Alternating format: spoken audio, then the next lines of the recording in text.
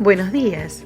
Bienvenidos al ciclo de actividades por videoconferencia que brinda el Colegio Público de Abogados de la Capital Federal. Hoy, como actividad organizada por el Foro de Iniciación Profesional, contamos con los doctores Julio Golodny y Oscar Pellicori, que nos hablarán de casos prácticos, recursos.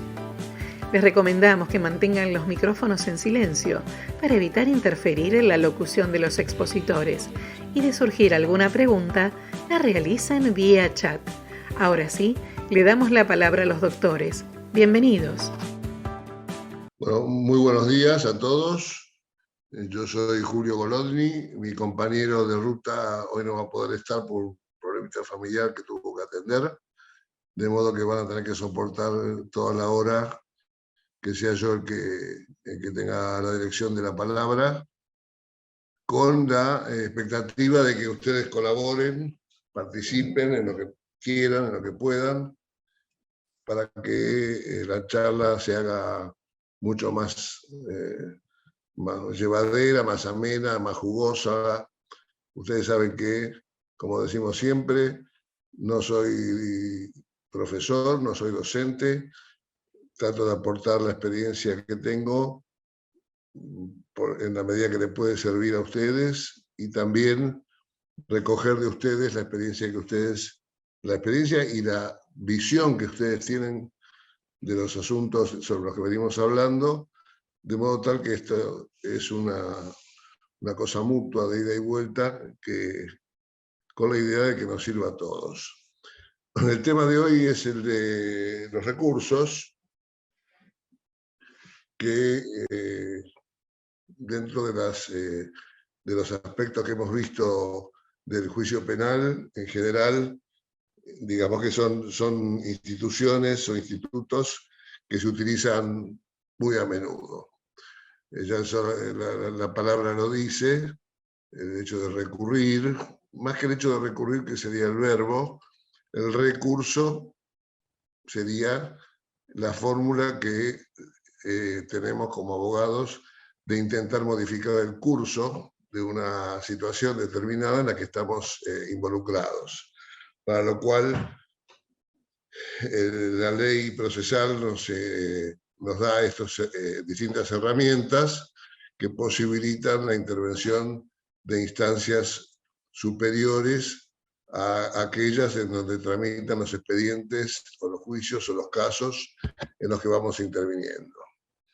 En general es el modo de corregir una resolución adversa, es el modo de corregir una resolución que puede estar equivocada y garantizarnos que en la mayoría de los casos, o en una buena cantidad de casos, no sea solo una la opinión irrevocable o inmodificable del tribunal o del magistrado o el funcionario que interviene al dictar la resolución. En general, en el libro cuarto del Código de Procedimientos en materia penal están enumerados los distintos recursos y las reglas generales a partir del artículo 432, en el que se nos indica que son recurribles todas aquellas situaciones, resoluciones, actos jurisdiccionales que tienen posibilitado y permitido ese recurso. Con lo cual, de alguna manera, nos están diciendo que hay cosas que no son recurribles. Nosotros tenemos una fórmula, los abogados y todos los operadores del sistema, que a menudo empleamos cuando decimos en principio. ¿Por qué en principio? Porque más allá de lo que pueda decir la ley, el Código de Procedimientos, y más allá de lo que puedan decir las situaciones jurisprudenciales de cada caso, siempre cabe la posibilidad de la existencia o la aparición de nuevas hipótesis, de nuevas situaciones que puedan llegar a modificar ese criterio que está estrictamente en principio o en apariencia en la letra de la ley. De modo tal que ustedes van a ver en la experiencia que en muchas situaciones en las que no se supone que nos encontramos frente a una resolución que no es apelable, resulta que de pronto termina siéndolo. Más allá que hayan para esto que recorrer un camino que trataremos de verlo. El primer recurso que la ley, el Código de Procedimientos legisla, es el recurso de reposición, también llamado de revocatoria. Es el recurso con el cual contamos para que sea empleado contra las resoluciones simples que se dictan sin sustanciación. El recurso de reposición, que es muy frecuente, se interpone y se sustancia ante el mismo tribunal o ante la misma instancia en la que es interpuesto. Muchas veces descubrimos errores de interpretación, situaciones que sin ser dirimentes para la elucidación del caso en examen, o sea, sin ser sentencias o resoluciones de mérito, nos provocan un perjuicio, un agravio, el agravio es la medida de todo recurso en el que tenemos que embarcarnos, y muchas veces esas situaciones pueden ser resueltas a través del denominado recurso de reposición. Técnicamente, el recurso de reposición tiene como objeto entonces la modificación de una determinada situación legal a través de una revocatoria de esa decisión. Se usa la fórmula revocar por contrario imperio, se supone que la ley tiene un imperio, y cuando el juzgado hace lugar a un recurso de reposición, deja sin efecto el auto recurrido y lo revoca por contrario imperio. La característica de este recurso es que el juez debe darle intervención a las otras partes del proceso, puede ser el fiscal, puede ser una parte querellante, puede ser algún otro coimputado, con la salvedad o con la particularidad de que lo que se resuelve en su caso tiene efectos para todas las partes que litigan.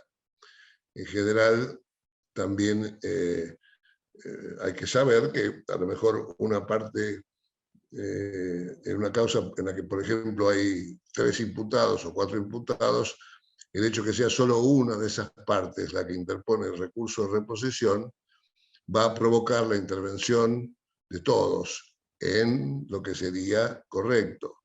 Es decir, aquellos que no han interpuesto ese recurso de reposición deben ser escuchados por el juez, y la resolución que el juez adopte, haciendo lugar a ese recurso, va a tener efectos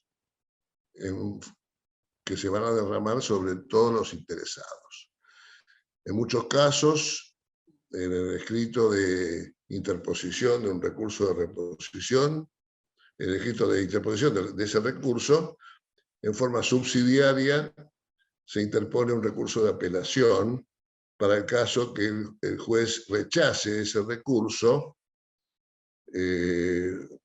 previa sustanciación. En ese mismo escrito, uno en forma subsidiaria tiene que interponer recurso de apelación, es decir, es una reposición con apelación en subsidio. Y en ese caso, ese recurso de apelación interpuesto en forma subsidiaria va a quedar suficientemente motivado con los mismos fundamentos en los cuales reposemos o hagamos reposar nuestro recurso de reposición. Ustedes saben que, ya entrando en el recurso de apelación, la legislación procesal y toda la interpretación jurisdiccional o jurisprudencial del recurso de apelación nos obligan a ¿cuáles son los requisitos del recurso de apelación? En primer lugar, que esté presentado por quien tenga derecho a recurrir.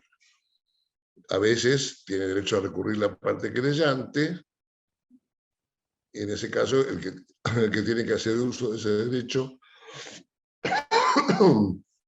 es precisamente el querellante, que puede o no ser el abogado. El abogado, si tiene poder, como habíamos charlado en las en las reuniones anteriores, si el abogado está imbuido de representación a través de un poder, no necesita que su cliente participe en la presentación de ese recurso de apelación o de esa revocatoria con apelación de subsidio.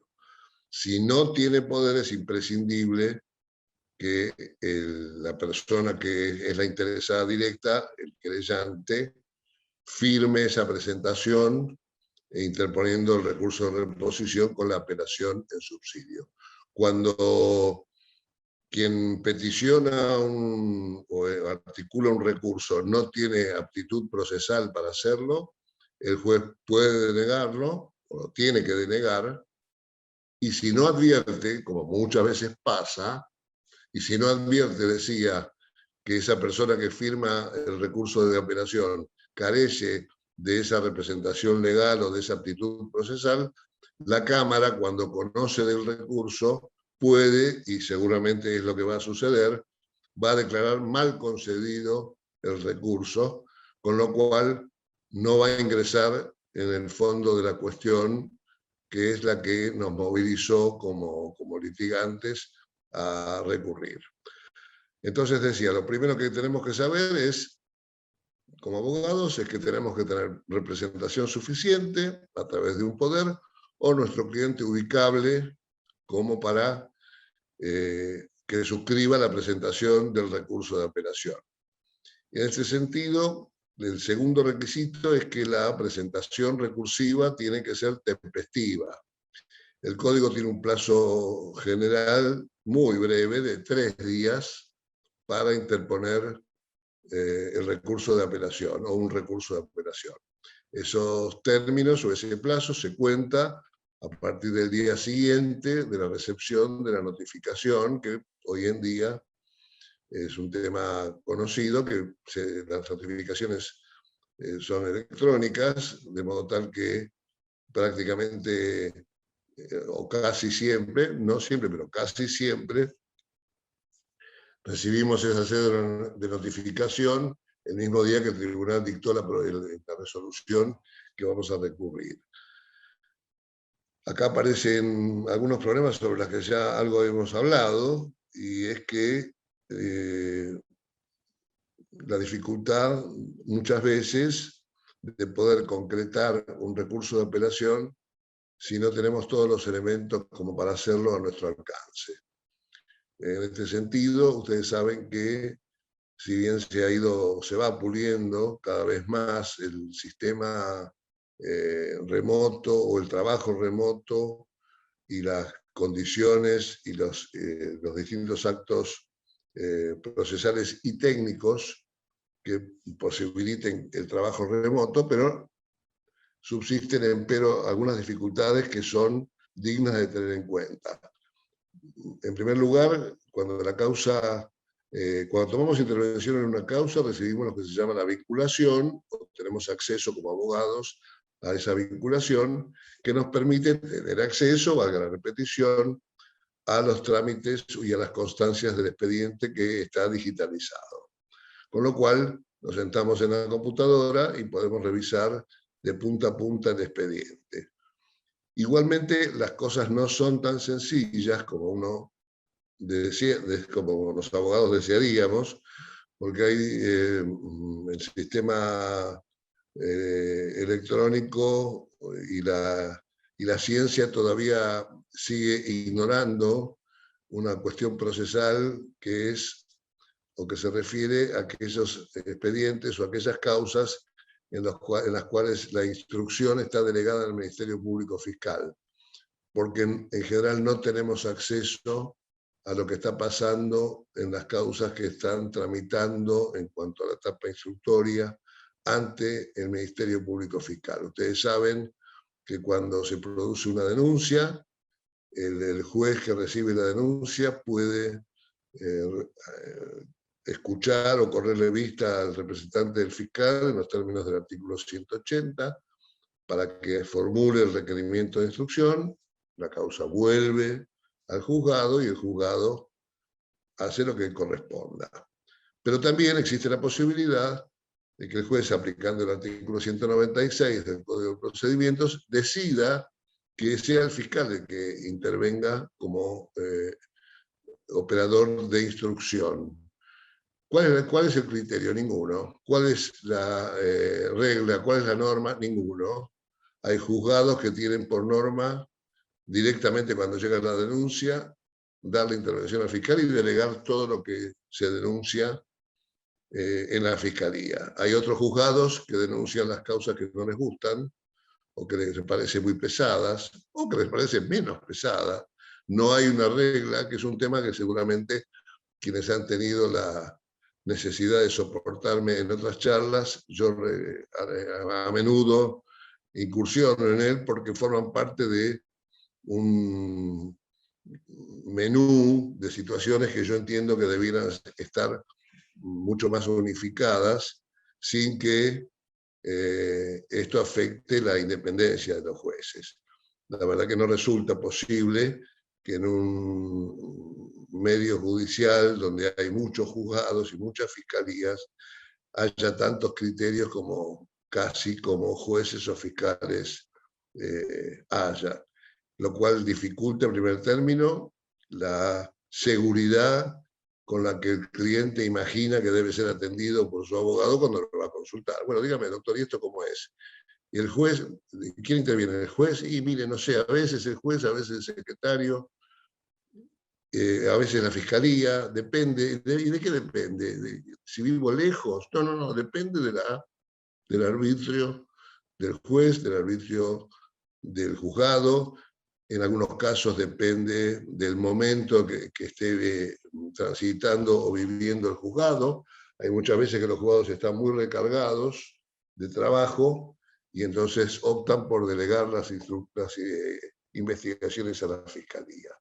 En general, la fiscalía, para no entrar en demasiadas especificaciones que no son hoy el objeto de esta charla, pero en general el fiscal tiene las mismas cualidades investigativas que tiene el juez, pero no puede dictar medidas de mérito o resoluciones de mérito, ni puede autorizar allanamientos, ni órdenes de presentación, ni puede tomar o recibir declaraciones indagatorias, con alguna excepción del caso que en otro momento lo vamos a ver, de manera tal que es una delegación muy sui generis, muy incompleta, que tiene que ver o que es compatible con la modalidad híbrida que tiene nuestro código y nuestra ley y nuestra justicia penal, en la cual no terminamos de tener un sistema acusatorio neto, ni terminamos de tener un sistema de ninguna otra índole pleno, porque como bien ustedes saben,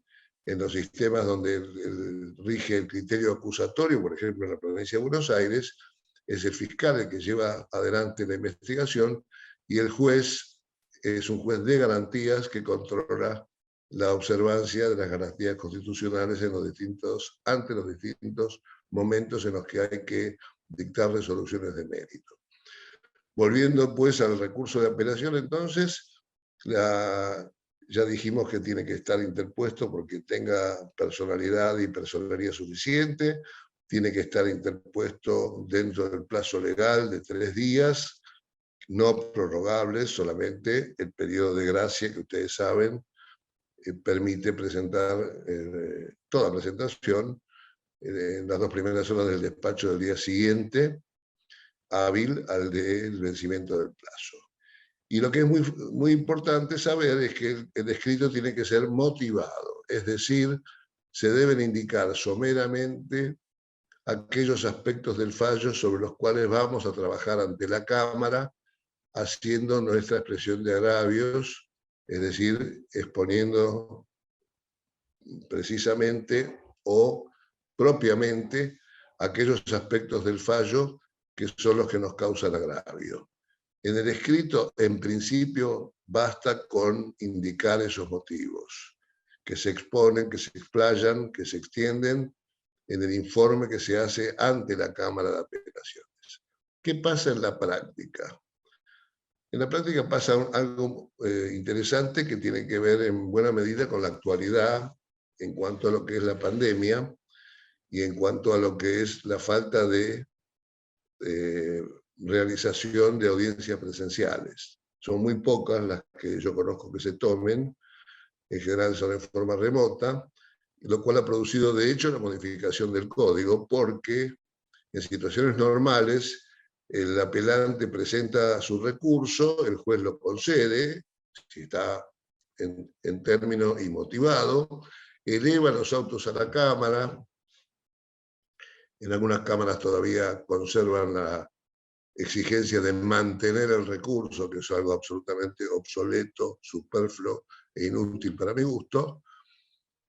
Se fija una audiencia para que la parte que apela haga un informe verbal, oral, ante el tribunal. En esa audiencia, la parte recurrente dispone de un plazo breve, de 10 minutos en general, para expresar agravios contra la resolución que motivó la apelación. La parte que no recurre, si existe contraparte, está habilitada, no obligada, pero sí está habilitada a concurrir a esa audiencia y replicar o refutar los argumentos del apelante. Esa parte puede ser el querellante, puede ser el fiscal. Los fiscalías en general hacen una evaluación que podríamos denominar de criterios de oportunidad. En algunos asuntos van a las audiencias, en otros asuntos no van a las audiencias. Lo concreto es que la ley tiene prevista una sanción para que aquella parte que ha recurrido, merced a un recurso de apelación, y no asiste a la audiencia. La sanción es nada menos que la deserción del recurso. Es decir, acá no ha pasado nada, esto es como si no se hubiera hecho ninguna apelación, la resolución entonces recurrida queda firme y vuelve el expediente a primera instancia. En la actualidad, en función de la situación de emergencia nacida a partir del aislamiento, de la pandemia y de todas las medidas que ustedes saben se han tomado, se van tomando y se irán tomando, la Cámara del Crimen, por ejemplo, la Cámara Nacional de Apelaciones de lo Criminal y Correccional, no considera o no aplica esa sanción en el caso de que la persona no concurra, porque no se hacen audiencias presenciales. Y tampoco se hacen en la Cámara Nacional audiencias por Zoom de apelación, de modo tal que esa sanción no se lleva a cabo. Se suple con un informe por escrito, como era en el viejo código. En la Cámara Federal sí se hacen audiencias, si uno lo pide, se hacen audiencias por Zoom, lo cual genera otro trastorno porque hay que pedirlo específicamente dentro del tercer día para que los jueces vayan a la audiencia y tengan la posibilidad de escuchar los agravios de la parte recurrente. ¿En qué desemboca todo esto desde el punto de vista práctico? Por acá el menú de opciones de esta charla y de este curso habla siempre de casos prácticos. En la práctica, ¿cuál es el consejo? El consejo consiste, es muy sencillo, en que ya en el escrito de apelación tratemos, sin escribir una Biblia, pero tratemos de ser exhaustivos en cuanto a los motivos, en cuanto a los fundamentos, en cuanto a las críticas que nos merece el recurso de apelación que hemos interpuesto. No, yo les recomiendo que no se queden con el anuncio, yo voy a demostrar tal cosa, voy a decir tal otra, porque cabe la posibilidad que cuando les toque este recurso de apelación, por falta de tiempo, por falta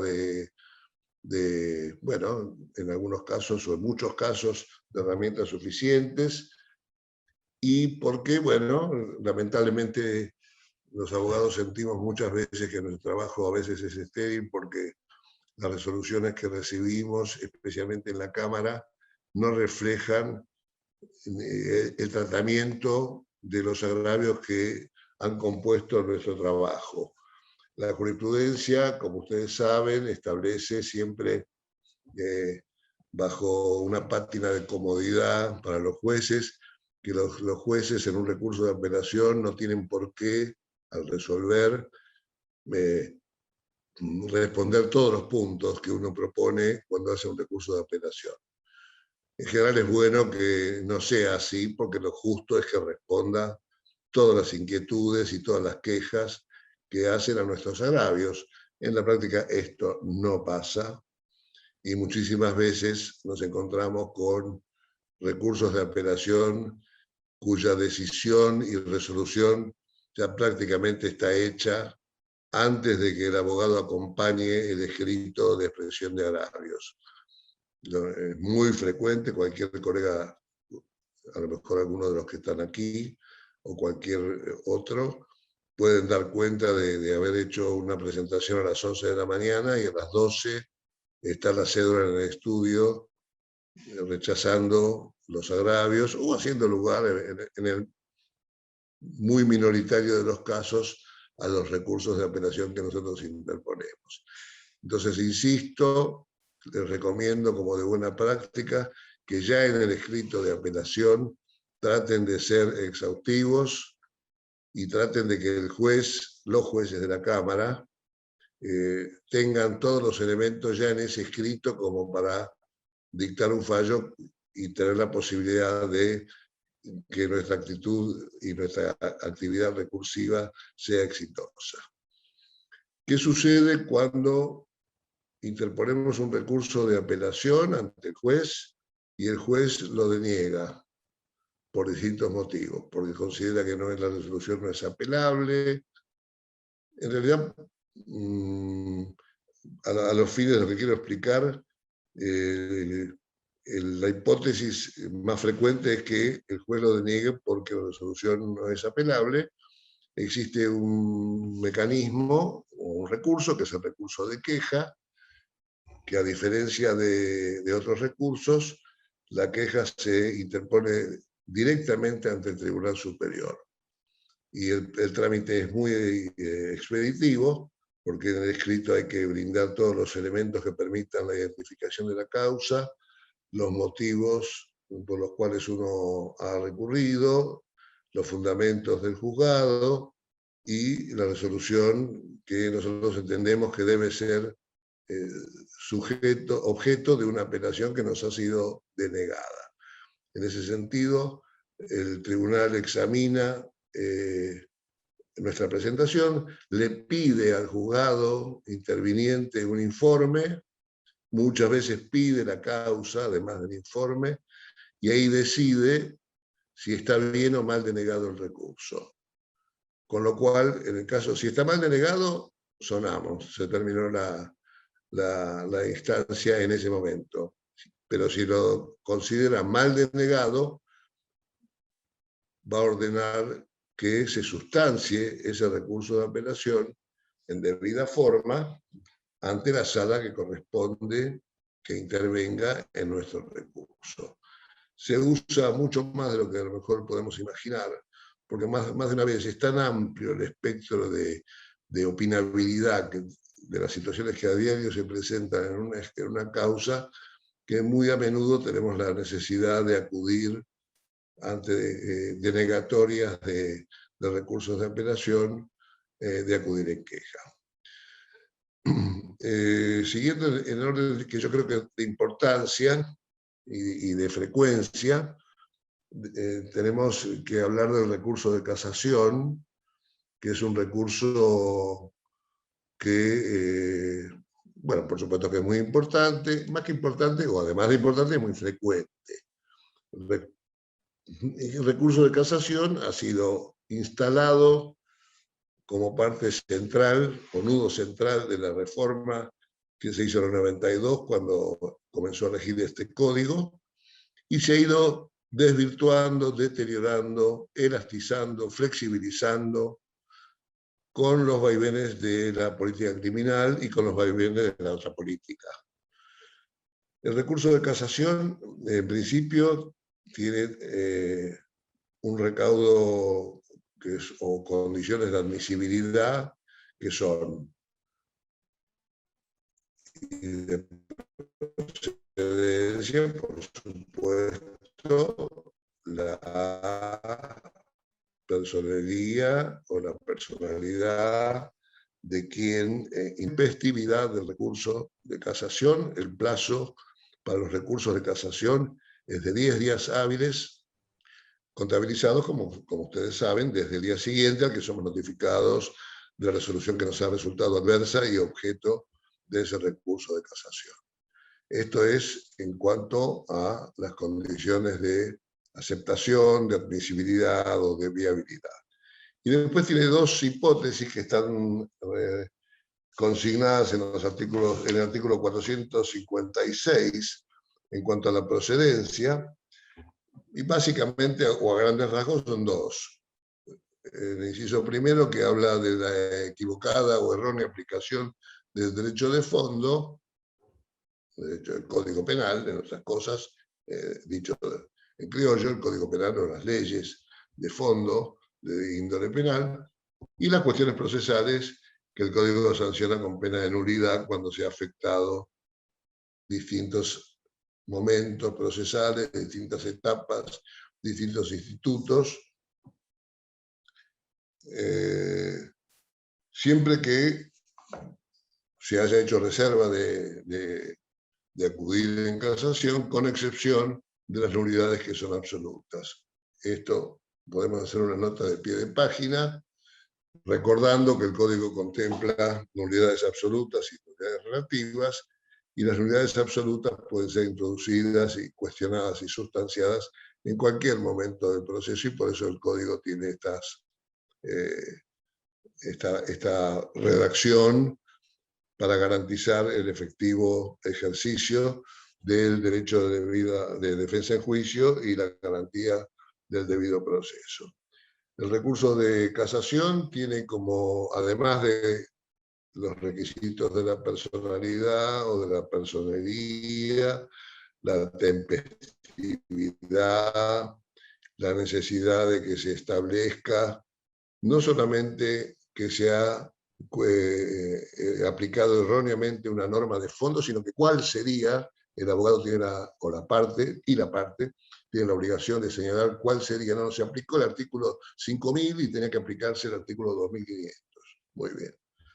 O, en su caso, falencias de tipo procesal, de tipo procedimental, por ejemplo, cuando se nos ha privado de hacer prueba o de alguna medida que consideramos importantísima.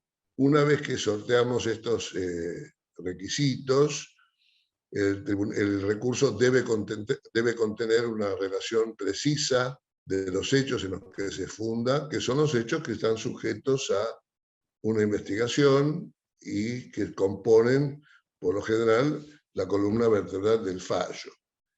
Recuerden que el recurso de casación tiene como exigencia una suerte de exigencia de autonomía. Esto quiere decir que se supone que cuando uno presenta un recurso de casación, el operador del sistema, el juez o la persona que es encargada de leerlo, pueda entender todo lo que pasa sin necesidad de acudir a otras piezas procesales que no están mencionadas o agregadas al recurso. Asimismo, el recurso de casación tiene que tener la fundamentación, no solamente el relato sucinto de los hechos, la legislación que debe ser aplicable, sino los motivos o los agravios por los cuales consideramos que es oportuno que el Tribunal de Casación intervenga. En este sentido, corresponde recordar que cuando se hizo la reforma al Código, se establecieron tribunales de juzgamiento de instancia única, los tribunales orales, es decir, cuando la instrucción se completa, ustedes saben que después se da intervención a un tribunal oral, que es el encargado de llevar adelante el juicio en un debate oral y público propiamente dicho. por algún motivo, ¿por qué se creó una Cámara de Casación y no una Cámara de Apelaciones? Porque en principio, volvemos al famoso principio, los tribunales colegiados fueron pensados como para que no fuera necesario un mecanismo de apelación, porque se consideró, a la manera de otras legislaciones, que la exigencia y el juzgamiento de una situación por 3 funcionarios, por 3 jueces, era suficiente garantía, en principio, de aplicación de la ley en forma correcta y de la observancia de las garantías constitucionales que hacen a la, como dije recién, al derecho de defensa en juicio y a la garantía del debido proceso. Sin embargo, ¿qué pasó? Pasó que, como sucede en prácticamente todos los institutos que van naciendo procesalmente, empiezan a aparecer problemas y cuestiones que a lo mejor excedieron la capacidad de previsión del legislador. En este caso, además de esta circunstancia, lo que pasó fue toda una oleada mundial, universal, plasmada a través de tratados internacionales, de convenios, de acuerdos, de pactos, como el de San José de Costa Rica, y sobre todo del avance, a mi juicio, muy importante y necesario de toda cuestión vinculada con los derechos humanos. Y en ese sentido cobró muchísima importancia y cobró mucha fuerza la necesidad de garantizar al justiciable la revisión de un fallo, máxime, sobre todo cuando es una condena, y garantizarle, decía, lo que se denomina la doble instancia, por lo menos, o el doble conforme, es decir, 2 instancias que abonen una presentación judicial o un acto jurisdiccional judicial en el mismo sentido. Con ese criterio, paulatinamente, en un principio, los recursos de casación fueron concedidos con un criterio estrictamente restrictivo, porque los jueces, como les dije al comienzo, consideraban que el hecho de haber intervenido en el juicio 3 magistrados garantizaban que la defensa, el ejercicio de la defensa del derecho de defensa en juicio se ponía efectivamente en marcha. ¿Pero qué pasó? Pasó que cuando empezaron a engordar los tribunales llenos de expedientes y llenos de trabajo, el sistema, cuando sucede esto, fabrica sus propios drenajes de distintos modos.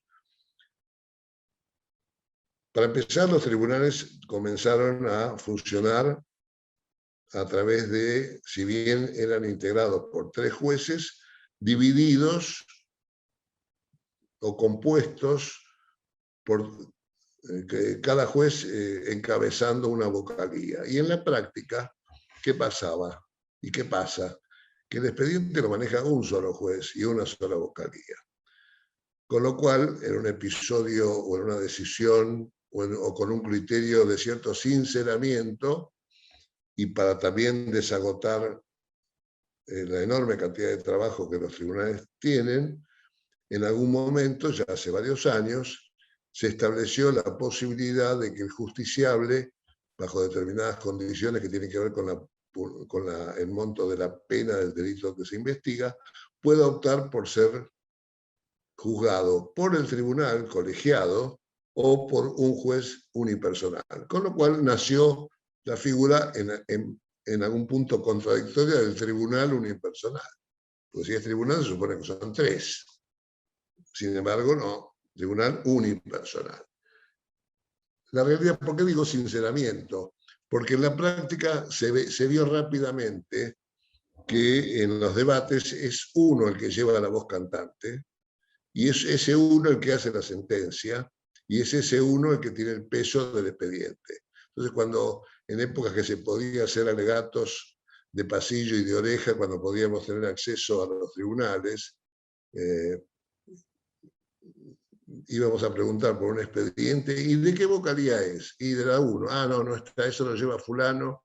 Entonces, pasó a ser una ficción el juzgamiento colegiado. Y si ustedes revisan la jurisprudencia de los tribunales, sobre todo en las sentencias definitivas, en general, aun cuando son colegiadas o colegiados, el voto es uno. Es muy difícil encontrar disidencias.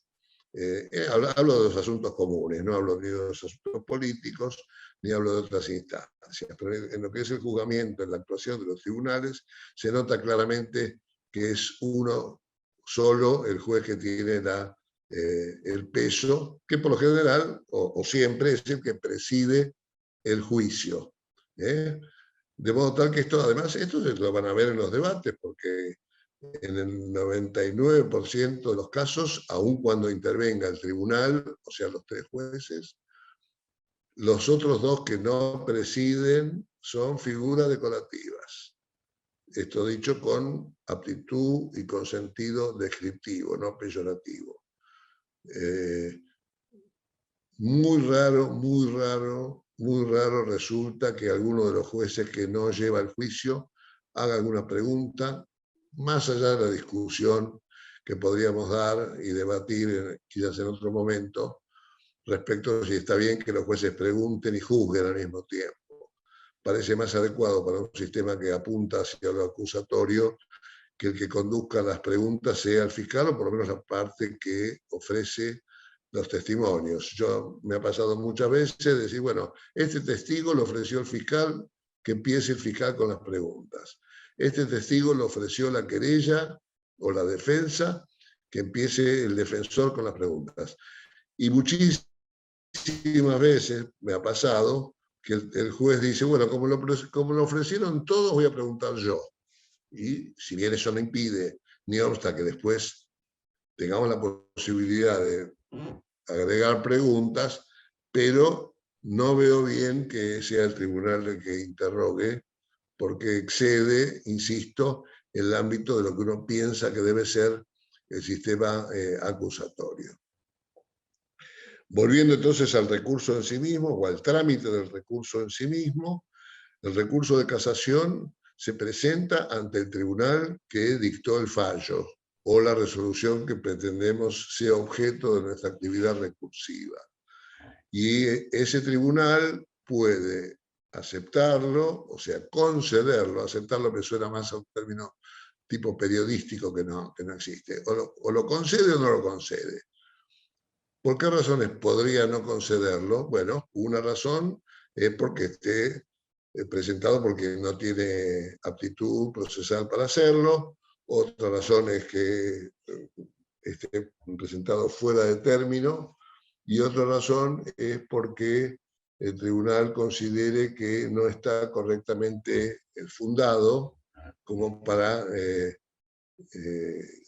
considerar que reúne los requisitos de admisibilidad y de procedencia, es decir, la narración de los hechos, la motivación, los agravios, la indicación de cuáles son los aspectos del fallo que son susceptibles de esa revisión. Y en general, si bien ha quedado un poco superada por los hechos y por el tiempo, muchos abogados, muchos tribunales todavía dicen, no se advierte cuál es la cuestión federal, cuando en el caso sobre todo de las condenas es muy difícil que un tribunal se anime hoy a rechazar un recurso de casación.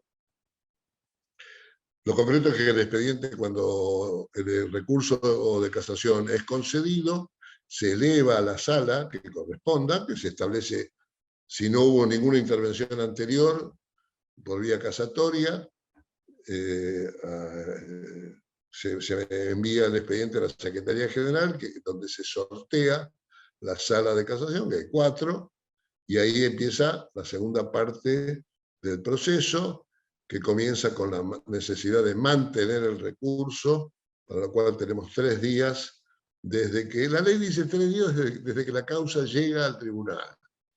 En la práctica, esto se superó porque era una cuestión absolutamente indeterminada que nos obligaba a estar pendientes si llegó, no llegó, en un sistema que no funciona. en el que no funcionan muy bien ni las cédulas de notificación, ni los teléfonos, y tampoco podemos estar todos los días yendo al juzgado a ver si llegó o no llegó. Pero con buen criterio se empezó a utilizar como criterio que el tribunal notifica la radicación de la causa, y ahí tenemos esos recursos que nos ha sido concedido. Y una cosa que parece que se diluye porque uno no lo ve tan nítido, hay un instituto que es la adhesión de la parte que no recurre, y es que en ese plazo muchas veces pasa o puede pasar que por algún motivo X haya 3 o 4 partes, por ejemplo, hay 3 o 4 imputados, uno recurra, o sea, apele, los otros no, pero cualquiera de los restantes que desee apelar tiene la posibilidad de adherir en ese plazo a la apelación del otro, sin perjuicio de que hay determinadas circunstancias que pueden ser objeto de un recurso de apelación que por los efectos propios del recurso se hacen extensivas a todos los imputados, a pesar de que haya alguno que no haya recurrido, que no haya interpuesto recurso de casación. Cuando el recurso ha sido correctamente mantenido, el expediente empieza a dar vueltas de acuerdo a la agenda del tribunal, hasta que se coloca una nota y comienza lo que se denomina el plazo de oficina, que es un plazo de 10 días, del cual las partes disponen para ampliar, sin modificar sustancialmente, pero para ampliar los fundamentos o mejorar los fundamentos del recurso de apelación, de casación que ha interpuesto. Esto requiere que si alguna de las partes hace uso de ese derecho de agregar nuevos elementos al recurso de casación que está en trámite, haya que dar traslado de ese escrito, de esa presentación, a todas las demás partes, y tenemos la oportunidad de replicar esos nuevos elementos o fundamentos que en realidad no pueden modificar en principio o en teoría los fundamentos sobre los que reposó la presentación inicial. En este tema, como tantos otros y como tantas veces me gusta a mí referirlo, conviene estudiar muy bien si resulta conveniente hacer uso de ese derecho de ampliar los fundamentos del recurso de revisión. ¿Por qué digo esto? Porque a veces, en el afán de ser más enriquecedor de nuestro recurso, de colocar algún argumento nuevo, lo que hacemos es darle a la otra parte una oportunidad nueva de refutarnos, no solamente eso que acabamos de escribir, sino lo que ya escribimos antes. Entonces, es cuestión de pensarlo muy bien si se justifica o no la utilización del término de oficina. Quizás esto tenga alguna excepción o alguna ventaja cuando, y en función de los distintos criterios que muchas cuestiones se presentan en la vía casatoria, a veces uno recibe una notificación que el recurso ha sido asignado a tal sala, y por ahí justo esa sala tiene algún fallito reciente o no reciente, que es distinto de otras salas y que nos conviene, a pesar de que ellos ya lo saben, pero por ahí nos conviene agregar para justamente utilizar y decir, bueno, esta sala tiene dicho tal cosa. Hay muchas cuestiones que en las que los criterios de la sala son distintos, muchas cuestiones, desde lo más moderno, lo más nuevo, lo más actual, que son las cuestiones inherentes a las posibilidades de obtener excarcelaciones o prisiones domiciliarias, por ejemplo, con motivo de la pandemia, con motivo de la existencia de una población altísima de riesgo en las cárceles. Bueno, en general hay algunas salas que han tenido, en general, la repercusión o el impacto de estas pomposas de declaraciones que por vía de resoluciones o de plenarios los tribunales de casación han sacado, en la práctica, en Capital y en el Fuero Federal, las situaciones de personas que recuperaron su libertad por motivo de la pandemia ha sido mínima, más allá de los manejos periodísticos y de las cosas que uno puede leer en el diario, pero en general ha sido mínima, lo cual no quita que en muchas otras situaciones haya salas que tengan un determinado criterio que es más favorable o más ventajoso a las necesidades que tenemos nosotros los apelantes. Superado el proceso o el plazo de oficina, el tribunal fija una audiencia, la 465, que es ni más ni menos una audiencia de debate, a la cual se convocan a las partes. Seguramente ya han advertido, para aquellos que no han tenido todavía la posibilidad de experimentar prácticamente este procedimiento y este juego, este mecanismo de recurso de casación, ya han advertido que el proceso adolece de alguna falla de lo que yo llamo técnica legislativa, porque son instancias que se reiteran, que a mí me parecen sobreabundantes, pero bueno, es lo que hay. Cuando se designa esa audiencia a la que pueden ir las partes, digo pueden porque pueden no ir, lo cual muchas veces uno complementa esta opinión o esta información que yo le doy con la presión que recibe el tribunal. Doctor, presente breves notas, porque entre el exceso de trabajo y otras cositas tales denominadas como comodidad, fiaca, etcétera, en general uno siente que a los tribunales de casación no les encanta hacer este tipo de audiencias. Pero suponiendo que se realice, la parte recurrente vuelve a exponer los motivos por los cuales fue casación, con lo cual tenemos el recurso de casación y lo que se dijo ahí. El plazo de oficina, si se hizo lugar, o si se hizo uso del término de oficina, y una nueva situación derivada de que hay que exponer en esa audiencia otra vez los agravios. La ley dice que además se podrá presentar breves notas. No está definido qué son breves notas, qué son notas y qué son breves. 200 renglones, 150 renglones, 30, 40. En realidad no está definido, pero sí les va a pasar, o les está pasando, que en general recibimos algún tipo de sugerencia de decir, bueno, que mejor que presenten breves notas y que no se haga la audiencia. En algunos casos me ha pasado, no, quizás no ahora, pero en otros años, de tribunales que digan, no, pero si no están todas las partes no se hace la audiencia. En fin, una serie de desaguisados propios de un sistema que tiene más de una falencia. Celebrada esa audiencia o no, el tribunal tiene, en teoría, un plazo de 20 días para dictar el fallo.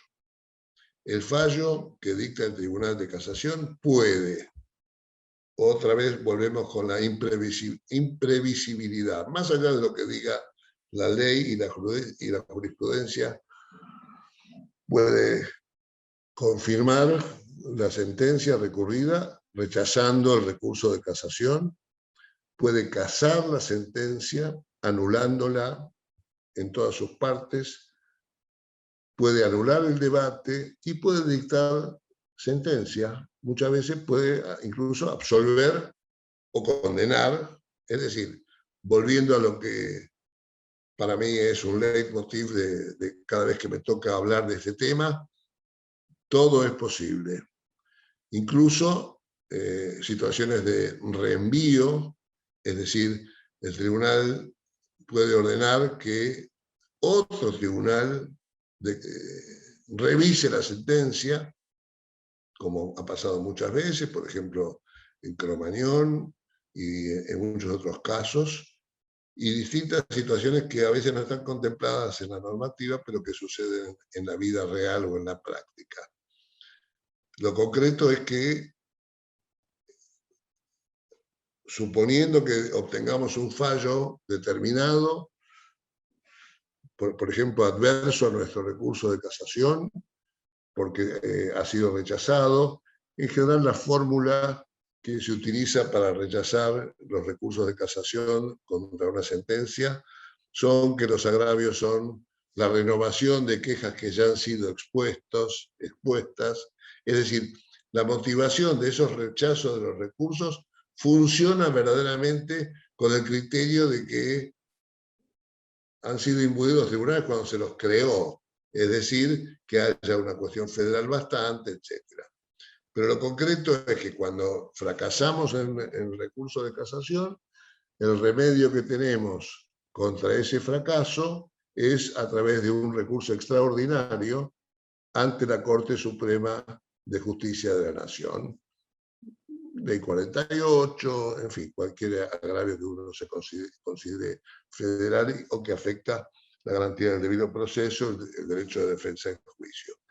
El recurso de extraordinario se presenta ante el mismo organismo que ha rechazado, o sea, ante el mismo Tribunal de Casación, ante la misma sala, dentro de los 10 días del dictado del fallo, de notificado del fallo.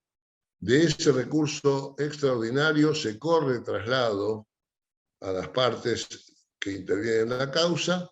De ahí el Tribunal de Casación puede concederlo en forma directa o puede rechazarlo, situación que es la que normalmente o mayoritariamente por goleada es lo que sucede.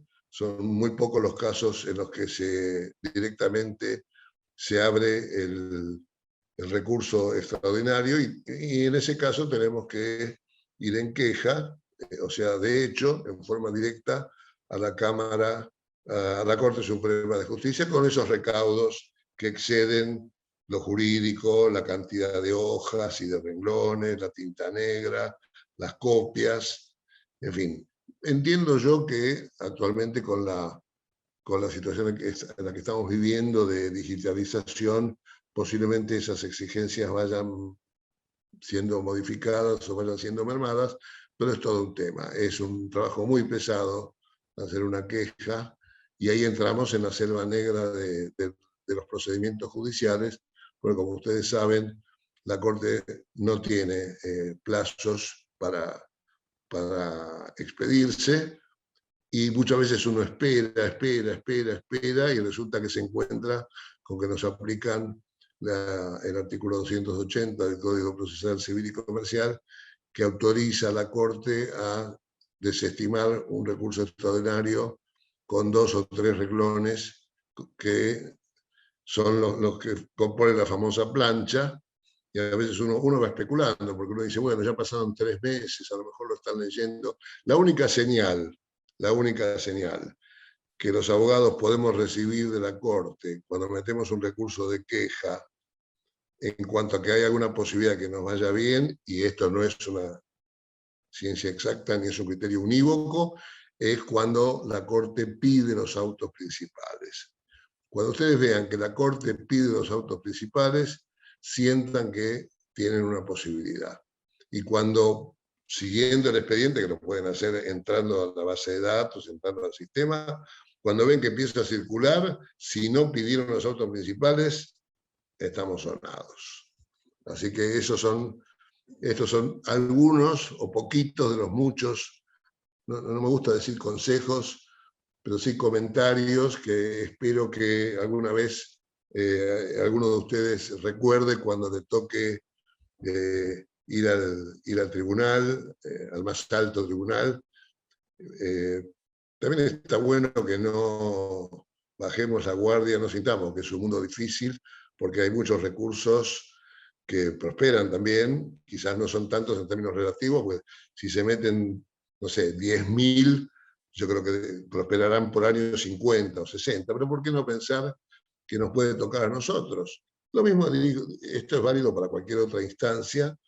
Nosotros vivimos en un país cuya legislación, cuyo sistema judicial no es el del método de casos, pero ¿por qué no tener nosotros el corazoncito y la esperanza de iniciar un proceso de recurso, de apelación ordinaria, de casación o extraordinario, y sentar jurisprudencia a partir de ese pequeño asunto que nos toca a nosotros.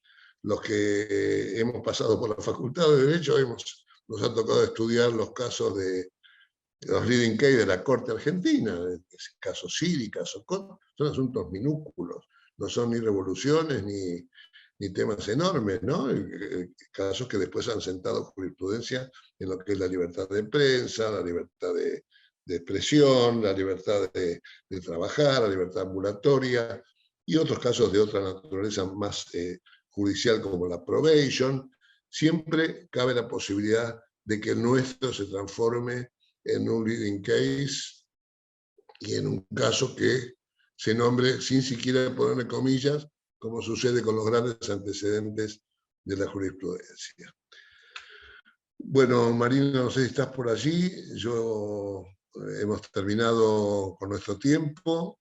Les quiero agradecer muchísimo a todos la capacidad que han tenido de escuchar y de no aburrirse, espero, y les deseo que tengan mucha suerte cada vez que tengan que hacer algún recurso de la índole que sea. Nada más.